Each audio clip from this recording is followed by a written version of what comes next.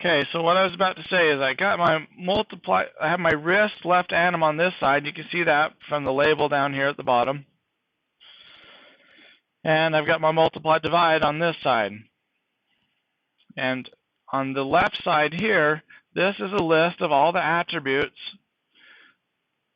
that exist on this joint, the wrist left anim joint.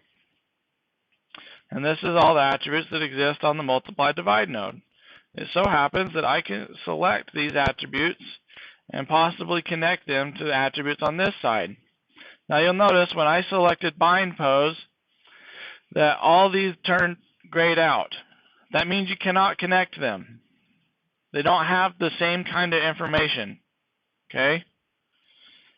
But what I want to do is I want to connect the rotate attribute, and mine's in alphabetical order. That's the way I like to use it. You can change the attribute order here in the options to alphabetical ascending. That's how I have mine anyway. And here's your rotate.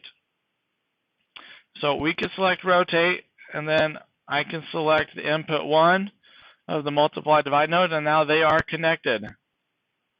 In fact, we could verify that in here. It gets ugly, but here it is. Here's our wrist left anim joint.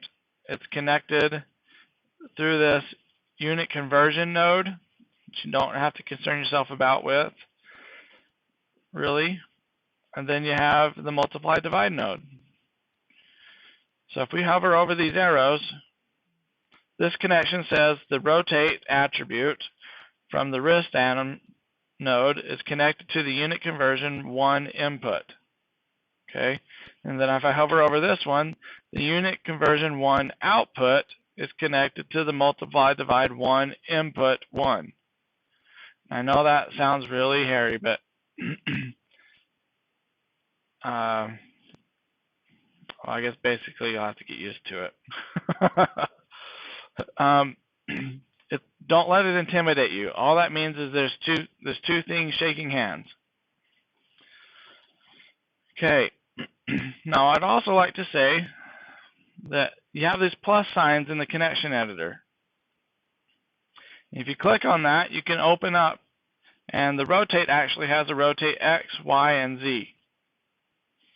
Well, it turns out the input 1 also has that. It has the input 1X, input 1Y, input 1Z, so on and so forth. Okay, so I'm going to disconnect this because I don't want the rotate connected to input 1. I don't need all the rotates connected to input 1. I just need one of these rotates. Okay, so if I minimize this so I can see, and I select this joint, I can see that the rotate Y, because X is here, right, the red handle, blue is here, that's our Z handle. Y is the one that's going to make this joint rotate back and forth between these other two bones, between the elbow bone and the wrist bone. So I need to grab this rotate Y, and I can plug it into any one of these inputs. It does not matter. I will, for simplification purpose though, I will connect it to this input 1Y. So Y is connected to Y. Okay. So now we need to connect our multiply divide node to drive this joint. So to do that, we need to find that joint. So there's the wrist helper tip. There's the wrist helper. So I'm going to middle mouse click. I'm going to hold down Shift, middle mouse click and drag my multiply divide node and drag it to my wrist helper. It reloads my connection editor. And I'm going to open up the output section.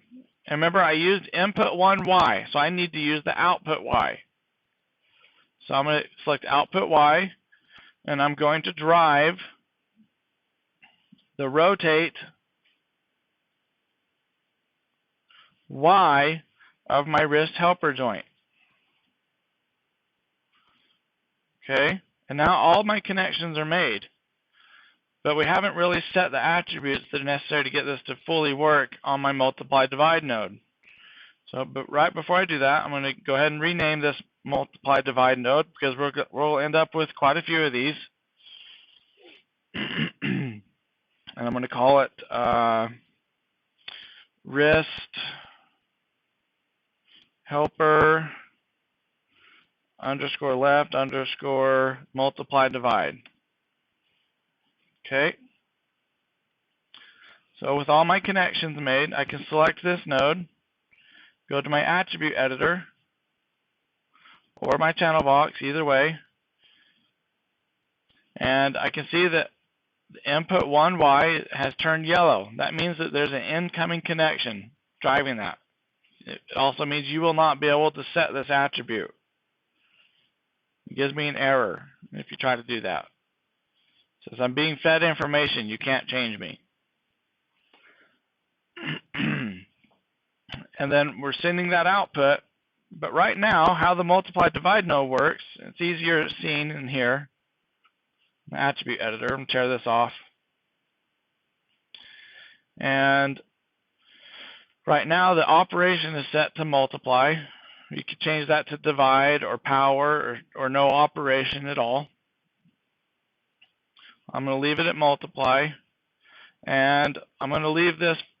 We just need to be aware that input 1 is going to be multiplied by input 2, because that's the operation that I've picked.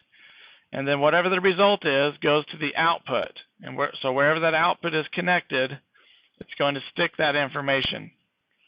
So if I select this joint, I can see the rotate Y of this joint has an incoming connection. That's the multiply divide node. It's feeding it information. Okay, so let me select this. And right now it's going to rotate 1 to 1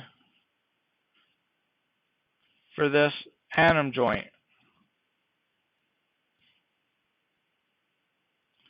So it's moving. In essence, that joint is going to move, the helper joint is going to rotate twice as much as the wrist joint, because it's parented to it. So it moves with the wrist joint because it's parented to it, right? This is important to understand. And then it moves an additional amount because the multiply divide node is telling it to. Okay, so the space that it belongs to is changing, and it's also being told to rotate in addition to that because of our connections that we've made. Okay, I'm going to set that back to 0 for now. And so, actually I'm not going to. So if this is rotated to a negative 49 degrees, let's do it. Let's pick some easy numbers. Let's say negative 50. Then we need this joint to rotate half as much. So if I were to select this joint, it's also rotated to a negative 50. But we want it to rotate, again, half as much. So it actually needs to counter-rotate. So if it didn't rotate at all, it would still be sticking out at the same angle as it was from this joint, from the wrist joint, or the wrist atom joint. But we need to backwards rotate it.